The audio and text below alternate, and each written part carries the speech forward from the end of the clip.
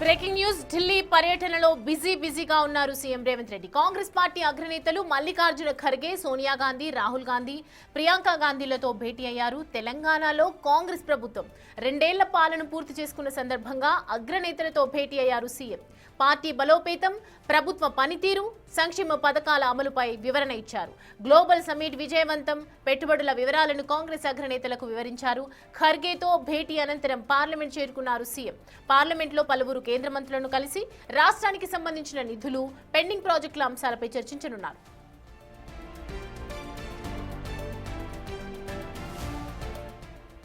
Right, Delhi పర్యటన రెండో రోజు గడుస్తోంది.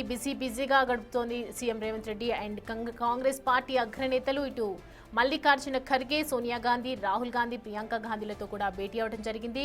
రాష్ట్రానికి సంబంధించినటువంటి నిధులు, పెండింగ్ ప్రాజెక్టులు తదితర అంశాలకు సంబంధించి పూర్తిగా డిస్కస్ చేసే పనిలో ఉన్నారు. తెలంగాణలో కాంగ్రెస్ ప్రభుత్వం 2 ఏళ్ల పాలన పూర్తి చేసుకుంది కాబట్టి అగ్రనేతలతో భేటీ అయ్యారు సీఎం రేవంత్ రెడ్డి.